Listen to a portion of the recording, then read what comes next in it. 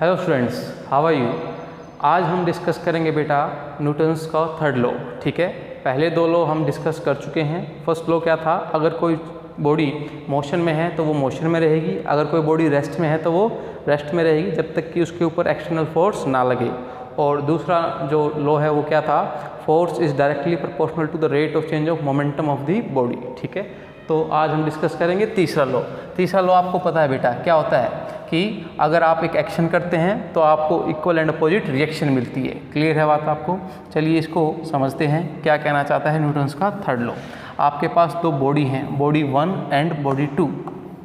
Clear है बात आपको, ठीक है। और ये कांटेक्ट में है, ठीक है।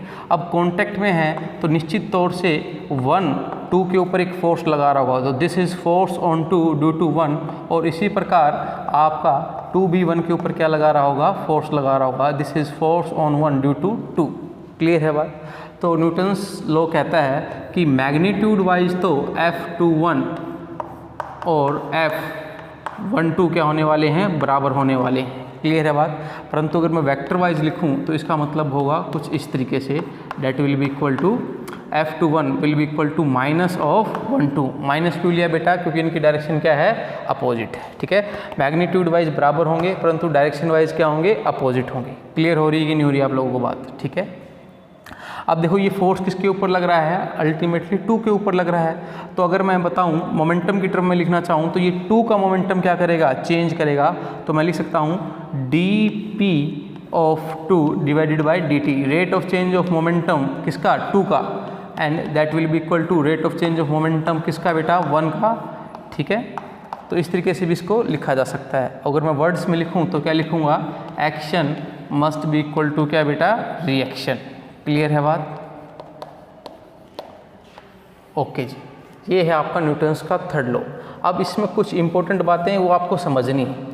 बच्चों देखो, आपके दिमाग में ये होता है सर अगर एक्शन और रिएक्शन दो फोर्स हैं, ठीक है, और वो इक्वल एंड अपोजिट है तो उनका नेट इफेक्ट कितना होगा, 0। आप ऐसे सोचते हो कि यार ये और ये लग रहा है और ये इक्वल एंड अपोजिट है तो इनका नेट इफेक्ट क्या होगा, 0। कई बार बच्चों का क्वेश्चन होता है कि सर एक्शन और रिएक्शन एक दूसरे को कैंसिल कर देंगी। तो थोड़ी सी गलती आप क्या कर रहे हैं, देखो अगर F21 को मैं एक्शन मानूं तो F12 क्या है, रिएक्शन है बेटा। समझ आई बात, ये एक्शन है और ये क्या है, रिएक्शन। और ये ध्यान से देखो ये किसके ऊपर लग रही है, 2 पर लग रही है, और जबकि वो किसके ऊपर लग रही है, 1 के ऊपर लग रही है। तो ये बात आपको नोट रखनी है कि एक्शन और रिएक्शन डिफरेंट बॉडी पर एक्ट करते हैं और they never cancel each other. Clear है। तो फर्स्ट इंपॉर्टेंट बात क्या है, action and reaction never cancel each other because they act on the different bodies. ठीक है। नंबर 2 बात देखो, अब जैसे ही मैंने इसके ऊपर फोर्स लगाया तो इसने भी मेरे ऊपर फोर्स लगा दिया, बॉडी ने भी तो मेरे ऊपर फोर्स लगा दिया।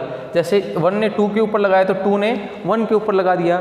तो आप समझ जाओ आज से कि फोर्स कभी भी अकेला एग्जिस्ट नहीं करता, forces always exist in pair. अगर 1 ने 2 पर लगाया तो 2 ने 1 पर लगाया होगा, तो फोर्स कैसे मिलते हैं, पेयर्स में मिलते हैं। Forces always exist in pair. Clear है बात, आपको समझ आ रही है कि नहीं आ रही बेटा आपको बात। ठीक है जी। नंबर 3 बात, अच्छा अब बच्चों ये बात याद रखना, न्यूटन्स का third law, Newton's law of motion, Newton's law of motion third is applicable whether body is rest or body is moving, body is at rest और मूविंग। चाहे बॉडी चल रही हो चाहे रेस्ट पर हो, न्यूटन्स का थर्ड लॉ हमेशा क्या होगा, अप्लीकेबल होगा। क्लियर है बात आपको। चलिए इस बात को समझते हैं बेटा। इंक्लाइन प्लेन पर एक बॉडी रखी हुई है, ठीक है। तो आपको पता है कि इंक्लाइन प्लेन एक रिएक्शन फोर्स लगाएगा इस बॉडी के ऊपर, ठीक है, और कोरोस्पोंडिंगली बॉडी भी इंक्लाइन प्लेन पर क्या लगाएगी, एक इक्वल एंड अपोजिट रिएक्शन, ठीक है, such that R dash must be equal to R। अब ये बॉडी रेस्ट पर हो या चलने लग जाए तो लेकिन ये फोर्सेस का पेयर एग्जिस्ट करेगा। क्लियर है। एक और बात, कई बच्चे मुझसे पूछते हैं सर देखो मैंने बोर्ड को इस तरीके से पुश किया तो क्या बोर्ड ने मेरे को पुश किया, नहीं किया, मैं तो चला ही नहीं, तो आपका न्यूटन्स थर्ड लॉ लगा ही नहीं यहाँ पर। ऐसा नहीं है बेटा, बोर्ड ने भी आपको पुश किया है, आप अपनी उंगलियों पर प्रेशर महसूस करो आप।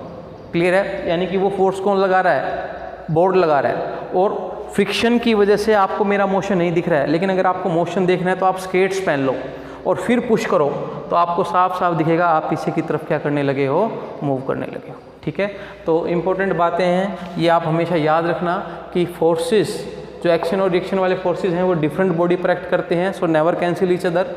दूसरी बात, forces always exist in pair. और तीसरी बात आपकी क्या है कि ये एप्लीकेबल है चाहे मूवमेंट में हो बॉडी या फिर वो रेस्ट में हो। क्लियर है बात, ऐसा कोई केस नहीं है जहाँ पर न्यूटन्स थर्ड लॉ वैलिड नहीं। चलिए अब न्यूटन्स थर्ड लॉ को एक एग्जाम्पल से समझते हैं बेटा। 3 बॉडीज़ हैं, ठीक है, ये बॉडी 1, ये बॉडी 2 और ये बॉडी 3, और ये आपस में एक दूसरे के साथ सटा कर रखी गई हैं और इनके ऊपर फोर्स क्या लग रहा है, F लग रहा है। ठीक है, इसका मास मान लो m1 है, इसका मास m2 है और इसका मास m3 है। क्लियर है बात आपको। अब आपको 3-4 चीज़ें बतानी है। पहली चीज़ बतानी है आपको इस पूरे सिस्टम का एक्सेलरेशन क्या होगा। ठीक है, बी पार्ट, क्योंकि फोर्स लगेगा 2 पर, किसकी वजह से, 1 की वजह से। देखो ये कॉन्टैक्ट में ना, तो ये इसके ऊपर फोर्स लगाएगा, तो F21 बताइए। ठीक है, या फिर मैं कहूँ F12 बताइए, बात एक ही है, इक्वल एंड अपोजिट होंगे, बस साइन का फर्क होगा। क्लियर है बात आपको। ठीक है, और तीसरी बात आपको बतानी है कि फोर्स ऑन 3 बताइए ड्यू टू 2, या फिर मैं कहूँ फोर्स ऑन 2 ड्यू टू 3, ये बात आपको बतानी है। ठीक है, तो पहला पार्ट स्टार्ट करते हैं बेटा। एक बात आप बताओ, जितना 1 मूव करेगा उतना ही 2 मूव करेगा और उतना ही 3 मूव करेगा, क्योंकि बिल्कुल सटा कर रखे गए हैं। क्लियर है बात। तो तीनों का एक्सेलरेशन क्या होगा, एक ही होगा और ए होगा, लेट। ठीक है, और आपको पता है फोर्स क्या होता है, मास इनटू एक्सेलरेशन। क्लियर है, तो क्या मैं इनको 3 अलग अलग बॉडी ना मानकर एक बॉडी कंसिडर कर सकता हूँ जिसका मास कितना है, m1 plus m2 plus m3। Clear है, तो यहाँ से F is equal to m1 plus m2 plus m3, clear है, इनटू ए। क्यों, क्योंकि तीनों की मूवमेंट क्या होगी, सेम होगी। एक्सेलरेशन कितना निकल कर आया आपके पास, F divided by m1 plus m2 plus m3। Clear है बात। चलिए पहला पार्ट कंप्लीट हो गया है, अब दूसरे पार्ट की तरफ बढ़ते हैं। हमें रिएक्शन फोर्स पता करना है, किसका, 2 के ऊपर कितना फोर्स लगा ड्यू टू 1। ठीक है, तो अगर मैं ध्यान से देखो फ्री बॉडी डायग्राम बनाऊँ, किसका बनाऊँ, 1 का, तो देखो फोर्स 1 के ऊपर लग रहा है। ठीक है, और एक रिएक्शन फोर्स मिल रही है किसकी वजह से, 2 की वजह से। ठीक है, मैं 1 का फ्री बॉडी डायग्राम बना रहा हूँ, और फ्री बॉडी डायग्राम में कॉन्सेप्ट क्या होता है, आप बॉडी 1 के ऊपर लगने वाले सभी फोर्सेस को दिखा दें, और एक इसके ऊपर क्या लगेगा, वेट लगेगा, और एक क्या मिलेगी, नॉर्मल रिएक्शन। क्योंकि बॉडी की मोशन सिर्फ इस डायरेक्शन में है, तो मैं बोल सकता हूँ कि आर ने mg को कम्प्लीटली क्या कर लिया होगा बेटा, बैलेंस कर लिया होगा। क्लियर है बात आपको।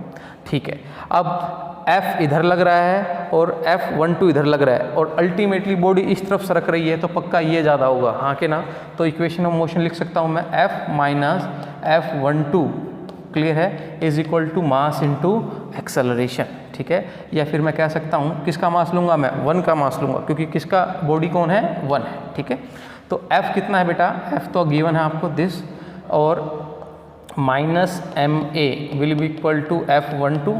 क्लियर हो रही है कि नहीं हो रही बात आपको। ठीक है, अब ध्यान से देखो, आपके पास सारा डाटा आपको पता है, आप मूव कर सकते हैं। F will be equal to F minus M1, और A कितना है आपके पास, ये रहा।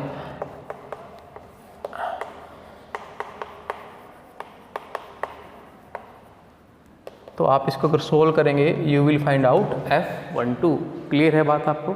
देखो बेटा, ये चीज़ आप 2 बॉडी का डायग्राम बनाकर भी निकाल सकते थे, क्योंकि ये क्या है, फोर्स ऑन 1 ड्यू टू 2, आप 2 1 निकाल लो। अगर मैं 2 बॉडी का डायग्राम बनाऊँ तो क्या होगा, F21 है ना, और ये क्या होगा, F23, नीचे M2 और ऊपर की M2G, और ऊपर नॉर्मल रिएक्शन R।